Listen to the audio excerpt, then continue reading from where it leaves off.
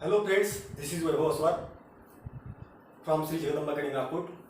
मित्रांनो, आपण लास्ट व्हिडिओमध्ये प्रोनाऊन नेमकं काय असते हे पाहिलं. त्याच्यानंतर आपण प्रोनाऊनचे जे टाईप्स असतात तसे 9 टाईप्स आहेत हे सुद्धा पाहिले. आणि ते 9मधला आपण फक्त एक पाहिला, तो कोणता? त्याचा पर्सनल प्रोनाऊन. पर्सनल प्रोनाऊनमध्ये कोणते कोणते प्रोनाऊन येतात हे आपण पाहिलेलंच आहे. आणि त्या प्रोनाऊनचे जे केसेस असतात, केसेस म्हणजे विभक्ती, प्रोनाऊनची विभक्ती, त्या कशा कशा असतात त्या सुद्धा आपण एका टेबल थ्रू पाहिलं. आणि अपेक्षा करतो की तो टेबल तुम्ही चांगल्या पद्धतीनं वाचला असेल.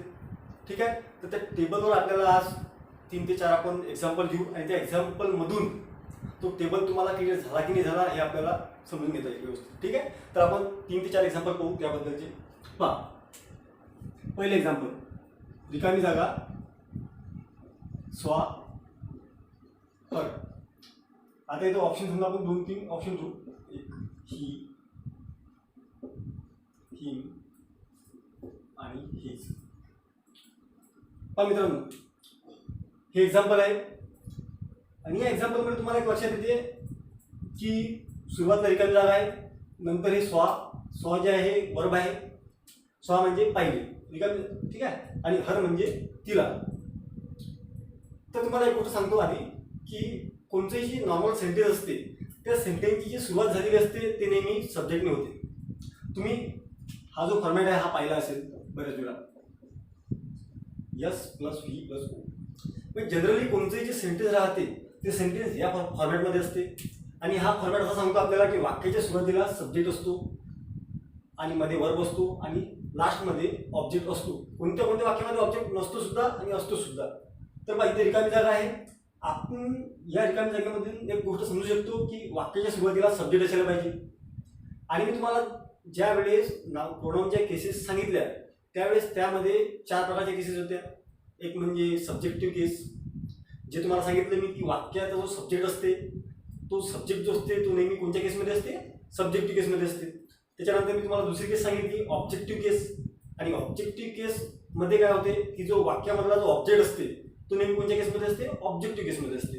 आणि त्याच्यानंतर पॉझिटिव्ह केस होती. तर पॉझिटिव्ह केसचे काय होते? 2 टाईप्स होते, पॉझिटिव्ह ॲडजेक्टिव्ह होतं आणि पॉझिटिव्ह प्रोनाउन होतं. ठीक आहे, तर ते पॉझिटिव्ह मालकी एका संबंधित आहे, ते सुद्धा आपण नंतर बघू. पण महत्त्वाचं काय इथं की सब्जेक्टिव्ह केस म्हणजे काय आणि ऑब्जेक्टिव्ह केसमध्ये काय म्हणजे काय. ठीक आहे, तर बघा, इथं वाक्याच्या सुरुवातीला रिकामी जागा आहे आणि जसं आपण फॉर्मॅट पाहिला यामध्ये आपल्याला एक गोष्ट लक्षात येते की वाक्याच्या सुरुवातीला काय असायला पाहिजे? सब्जेक्ट असायला पाहिजे. आणि सब्जेक्ट असायला पाहिजे म्हणजे कोणची केस असायला पाहिजे? सब्जेक्टची सब्जेक्टिव्ह केस. तर सब्जेक्टिव्ह केस यामध्ये कोणची आहे? तुम्ही जर का तो टेबल वाचला असेल, आपल्या मागच्या व्हिडिओमध्ये मी जो टेबल दिला तो टेबल जर का तुम्ही वाचला असेल तर तुमच्या एक गोष्ट लक्षात येते की हिम म्हणजे त्याला, आणि हिम जे आहे ही कोणची केस आहे? ऑब्जेक्टिव्ह केस. ठीक आहे, आणि ही जी हीज आहे हे पॉझिटिव्ह केस आहे. आपल्याला कोणती केस पाहिजे? सब्जेक्टिव्ह. का? कारण की वाक्याची सुरुवात नेहमी सब्जेक्टपासून होते आणि वाक्याचा जो सब्जेक्ट असते तो नेहमी कोणत्या केसमध्ये असते? सब्जेक्टिव्ह केसमध्ये असते. म्हणून इथं उरलं काय? ही. आणि हा जो ही आहे हा कोणत्या केसमध्ये आहे? इथं सब्जेक्टिव्ह केसमध्ये आहे. म्हणून इथं काही उत्तर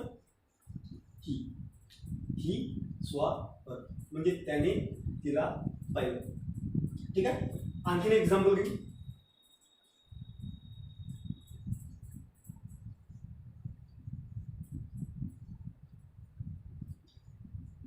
बुक रिकामी जागा, इथे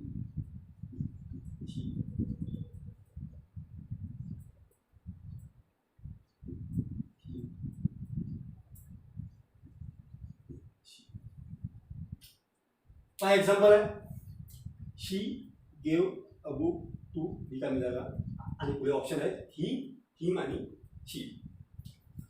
पहा, आता हे वाक्य थोडं वेगळं आहे.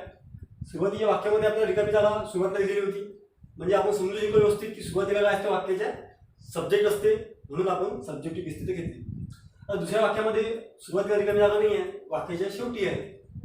आणि आपण मागच्या व्हिडिओमध्ये पाहिलं की वाक्याचा नेमका सब्जेक्ट म्हणजे काय असते आणि ऑब्जेक्ट म्हणजे काय असते. हे जर का तुम्हाला क्लिअर झालं असेल तर तुम्हाला या क्वेश्चनचा आन्सर द्यायला कठीण जाईल. ते खूप इझी आहे, कारण की वाक्याच्या सुरुवातीला काय असते? सब्जेक्ट असते. हा झाला सब्जेक्ट आणि हा झाला वर्ब, आणि पुढे काय असते? शेवटी ऑब्जेक्ट असते. ठीक आहे, आणि कधी कधी काय होते एखाद्या वाक्यामध्ये एकापेक्षा जास्त सुद्धा ऑब्जेक्ट असू शकतात.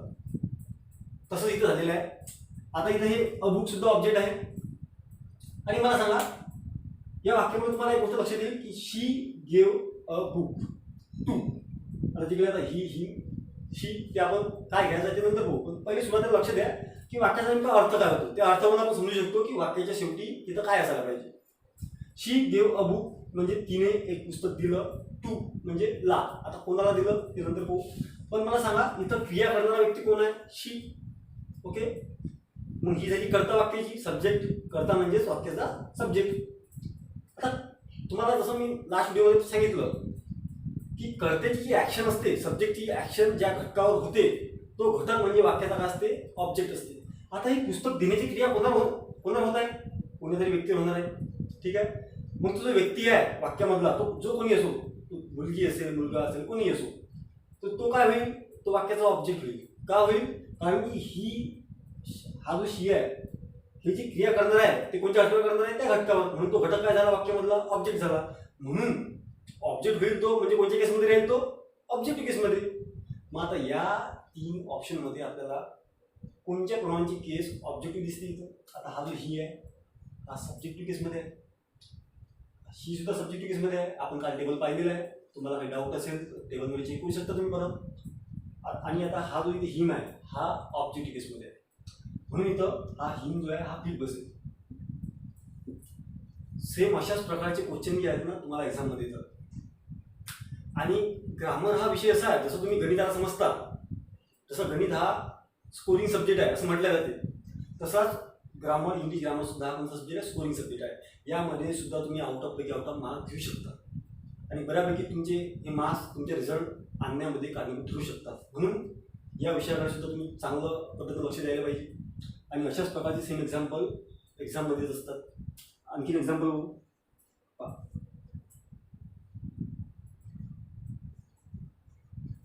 They looked at रिकामी जागा I she. आता इथं तुमच्या कदाचित लक्षात आलं असेल की आन्सर नेमकं काय असू शकते, कारण की आधीच्या एक्झाम्पलमध्ये जसं घेतलं तसंच सेम इथं सुद्धा आहे. दे लुक्ड ॲट म्हणजे त्यांनी पाहिलं. त्यांनी पाहिलं म्हणजे क्रिया करणारे कोण आहेत, पाहणारे कोण आहेत, ते. म्हणजे इथं क्रिया करणारे कोण झालं, दे. म्हणजे हा काय झाला वाक्याचा सब्जेक्ट. त्याच्यानंतर लुक हे झालं वर्ब. आणि लुक्ड ॲट ही जी आहे फ्रेज आहे. ॲक्च्युली ॲट जे आहे ना हे प्रिपोजिशन आहे आणि लुक काय आहे इथं वर्ब आहे आणि V2 फॉर्ममध्ये आहे. हा पुढचा काय झाला, वर्बचा पार्ट झाला. आणि त्याच्यानंतर त्यांनी जी पाहण्याची क्रिया केली त्यांनी कोणाला पाहिलं, त्यांनी ज्याला पाहिलं असेल तो व्यक्ती काय झाला, तो व्यक्ती वाक्यामधला ऑब्जेक्ट होईल. का होईल, कारण की पाहण्याची क्रिया तिच्यावर झाली. आपण आधीच पाहिलेलं आहे की कर्ता जी क्रिया करते ते क्रिया ज्या घटकावर होते तो घटक म्हणजे काय असते, वाक्याचा ऑब्जेक्ट असते. आणि म्हणून यांच्या पाहण्याची क्रिया ज्या घटकावर झाली असेल तो घटक काय असेल, ऑब्जेक्ट असेल. आणि ऑब्जेक्ट असेल म्हणून त्याची केस कोणची असेल, ऑब्जेक्टिव्ह केस असेल. आणि या वाक्यामध्ये आपल्याला या ऑप्शनमध्ये समजते आपल्याला की हे आय सब्जेक्टिव्ह केस आहे, शी सुद्धा सब्जेक्टिव्ह केस आहे. उरलं काय, मी म्हणजे मी काय आपली ऑब्जेक्टिव्ह केस आहे, म्हणून आपण इथं मी लिहू शकतो. आणि हे बघू, she has given the example of रिकामी जागा दे देम हीज. ठीक आहे, हा क्वेश्चन पहा. She has given the example of रिकामी जागा जे काही असेल. ठीक आहे, इथं सुद्धा खूप इझी आहे example. She has given the example म्हणजे तिने एक्झाम्पल दिलेलं आहे. प्रेझेंट परफेक्टची कन्स्ट्रक्शन आहे, ते पाहू त्यावेळेस पाहू. पण प्रेझेंट परफेक्ट काय असते तर प्रेझेंट परफेक्टची कन्स्ट्रक्शन आहे आणि रिकामी जागा ऑफच्या नंतर आहे. ठीक आहे, she has given the example of आणि तिने एक्झाम्पल दिलेलं आहे, ते कशाचं आहे ते पाहू. तर पहा इथं आता तिने एक्झाम्पल दिलं, तिने एक्झाम्पल ज्याला आपल्याला दिलं असेल तो व्यक्ती वाक्याचा ऑब्जेक्ट होईलच निश्चित आहे. पण इथं हा जो ऑफ आहे एक लक्षात ठेवा मित्रांनो,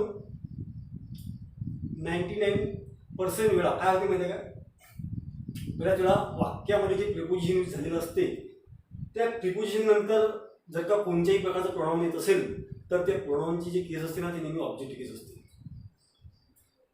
तुम्ही बऱ्याच वेळा काय होते की वाक्यामध्ये सब्जेक्ट कोणचा ऑब्जेक्ट कोणचा तुमच्या लक्षात येत नाही, तर त्यावेळेस तुम्ही हा सुद्धा एक फॉर्म्युला यूज करू शकता की तिथं जर का कोणत्याही प्रकारचा प्रिपोजिशन यूज केलेला असेल आणि त्याच्यानंतर जर का तुम्हाला प्रोनाउनची कोणत्याही प्रकारची केस वापरायची असेल असं जर का क्वेश्चन असेल तर तिथे तुम्ही ऑब्जेक्टिव्ह केस वापरायची.